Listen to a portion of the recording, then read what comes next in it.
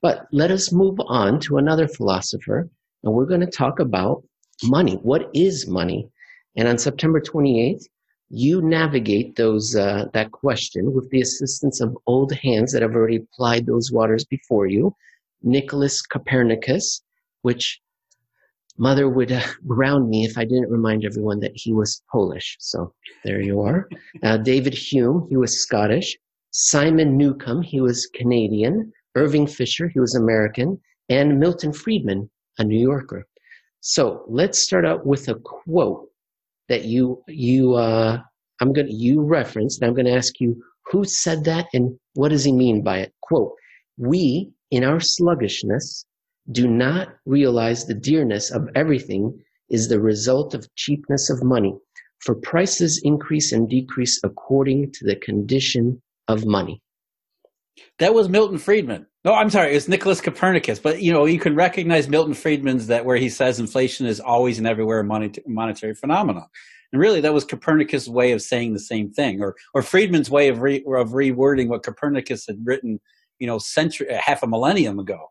And it's funny. I think it's interesting to me anyway. I mean, Isaac Newton was a minter too.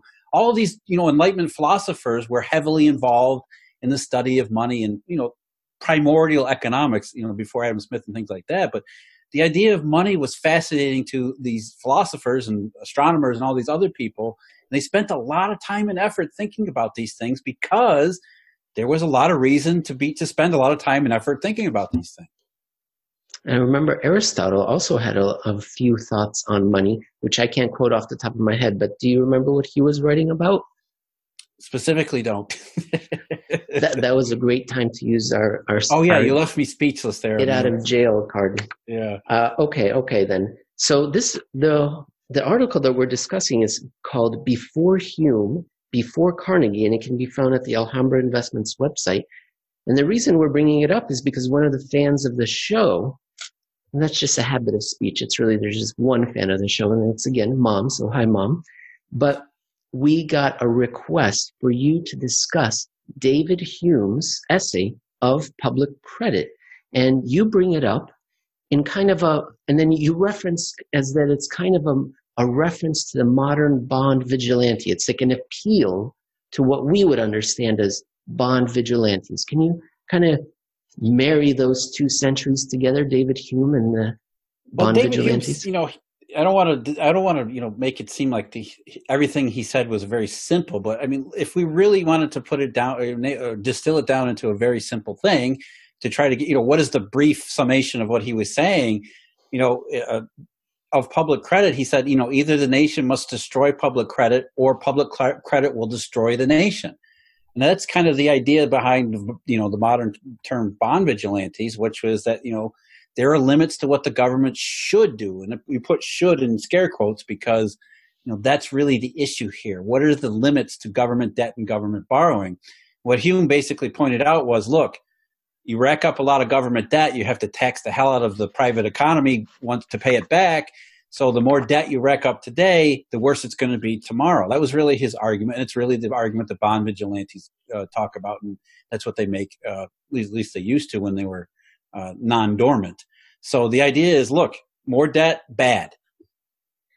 And so we're used to that argument. And what I really enjoyed in this article is that you then bring up a perfectly reasonable argument that's the polar opposite.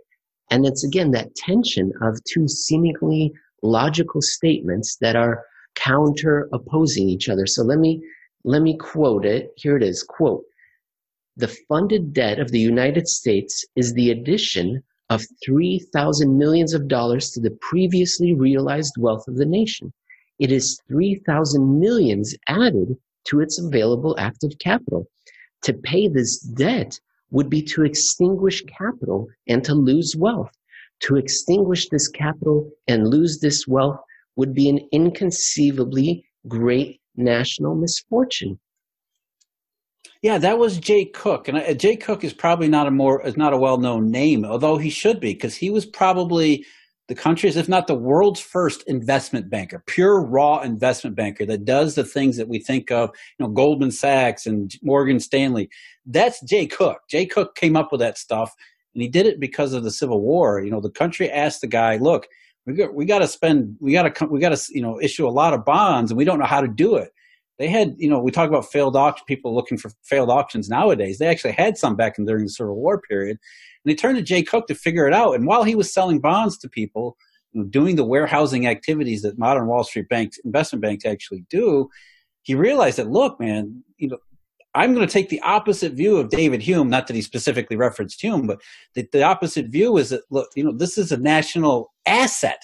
It's not a huge liability. It's not a huge strain. It's actually a national asset. And so you have a guy who basically invented the modern investment bank on the one side, completely polar opposite as, David Hume's, I think, for certain circles, more settled science of, government debt is always bad. And the point is, there's a lot of ground in between, and not just philosophical ground, but historically. It hasn't been one or the other. It's always been a little bit of both. And the needle moves back and forth. The pendulum swings back and forth throughout history. It's never been so simple as either or. And for my natural inclination is to side with Hume. I would prefer government to live within its means. But if I can see right now, if we were to... That's it. There's a but here. I think that's the point. There's a but. I think we would all prefer government to live with its own means, but there are factors beyond simple, hey, government, that's bad, that we need to think about and consider. Whether we like it or not, we have to be realistic and pragmatic and practical about the way the world actually is today. And the way it is today is that we have lost a lot of quality collateral in the monetary system that we can no longer rely on. And what is left primarily are government U.S. Treasury securities. And we see when there's not enough of them, when the government, the American government or other respected sovereign governments do not produce enough debt, the monetary system slows down, grinds down, the economy slows down, and we all suffer for it. Yeah, and it's simple economics, small e economics, right? When money becomes tight and restrictive, there's always a natural tendency to supply that with quasi money. And so government debt is a form of quasi-money. It has been throughout history. Even in the national banking era from the Civil War into before the Federal Reserve into the early 20th century, currency, national U.S. dollar currency was tied to the level of government debt, U.S. treasuries.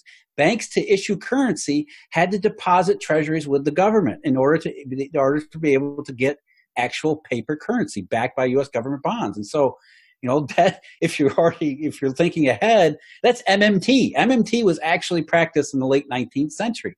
And at times, the Treasury Department actually acted like a central bank and tried to control monetary factors through the issuance and retirement of debt, taking government bonds, putting them into the hands of what sounds like QE, putting into the hands of banking system, taking them out of the hands of the banking system at times. And so, it's not necessarily just about how much is the government borrowing. Is the government borrowing too much? It's how does that debt fit into the overall scheme of how the monetary and economic system actually works. And as you said, Emil, in the modern 21st century Eurodollar system, we have a very special place for the repo market. And so the repo market absolutely gives preference to government bonds. And so you have this double preference where you not only have the interest rate fallacy, which is huge demand for government bonds for safety and liquidity reasons, but you also have the repo shortage, collateral shortage problem, which doubly adds to that. And so governments have realized that, hey, they're the only game in town since 2007, so they've gone absolutely crazy. And, it offends people who think David Hume. There's really no reason. I mean, this is awful. How can this be? How can it go on time and time again? Year after year, it never seems to stop. And the reason it doesn't stop is because the way the system is, the factors outside of David Hume are saying this is how it has to be. Yeah, and I would recommend pragmatism over ideology. No one's saying that David Hume doesn't know what he's talking about. It's just that his particular philosophy is very welcome sometimes and sometimes not, because things are not constant in human civilization. And I recommend people read this article. It's a really good one. I really enjoy this one. It's called Before Hume, Before Carnegie. And when people read it, they'll realize that why you are often asked this question, and you are often asked, well, Jeff, you know all these histories, these philosophies, how we got here, and they often ask you what you would do. And I think this is one of the only times where you answer what it would be that you would do. And you start out by saying, we don't live in a perfect world. Do you remember the rest of what you said as to what you would do? I don't remember. You said that even the best minds who ever lived couldn't agree on what that would mean, that you have to make with the best of what you have.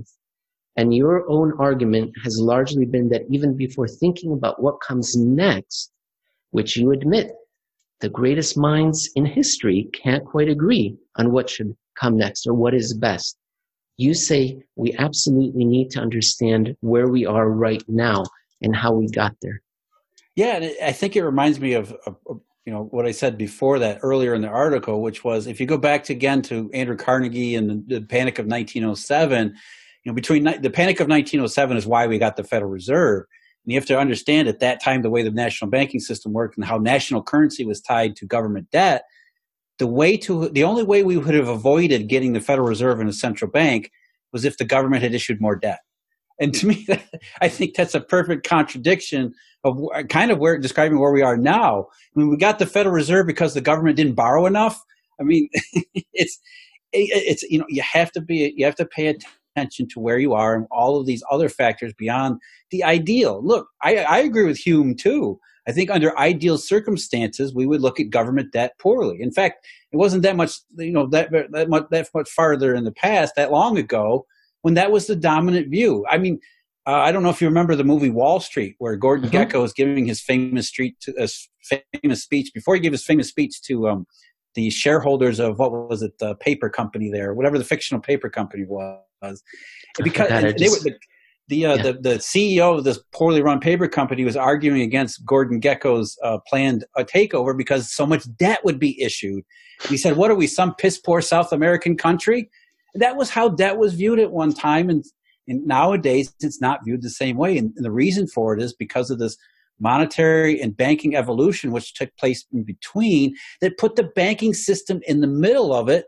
Because it put the banking system in the middle of it, that meant there was an open door for all of these other factors to take advantage of what would happen if the banking system were to ever stumble. And one of those primary factors taking advantage of the stumble has been not just the U.S. federal government, governments all over the world. Sovereign debt is the only real game in town, other than high-quality corporates. In part one of this episode, we opened by discussing a tweet. In part two, we were talking about Jay Cook's 3,000 millions. Now I'm going to bring it all together with a tweet by another noted financier commenting on 3 million millions. And this tweet is from earlier this week, and it is from Ice Cube. Quote, Mr. Cube said, America is a currency creator, so there's no reason for people to live like this. They always say if you print money, it will cause inflation. They just printed 3 trillion, little or no inflation. Modern monetary theory. It's not modern. It's not much of a theory either, I don't think. And there's really no money in it. Yeah, but we understand where he's coming from. Absolutely, and that's really the I think the common response we always get, you and I get, is look. I mean, they're printing money. There's no inflation, so what's wrong with printing money? And it's the reason we're doing this podcast and Eurodollar University in general is that, look, it's not what you see that matters. It's what you don't see. As we just said, why is the government able to take advantage of such low interest rates? Because of what you don't see. It's what you don't see which actually matters. The stuff that's really going on in the world, how it actually works. Why do we have communists like Antonio Gramsci so powerful and influential in this day and age when he really shouldn't be? And it's all the stuff we don't see and nobody seems to have known about. And the way we fix that, the way we get out of this mess is to get people to see the stuff that's gone on and to think about the right questions, to start asking the right questions for once, which Mr. Cube should have asked. If we printed 3 million, why didn't we get inflation? Not that it doesn't cause inflation, because as we said, philosophers throughout history have the common theme from Milton Friedman to Nicholas Copernicus. Money and inflation are related. So if we're printing so much money and there is no inflation, we don't have the whole story. Well, if you want to get the whole story illustrated, then you'll be happy to know that the third part of this episode that we're about to begin is brought to you by David Parkins. Are you interested in monetary matters, macro, malarkey? David Parkins illustrates all of our work, all of the images that you see associated with these podcasts and tweets. So just wanted to say thank you to David for all the great work that he's doing.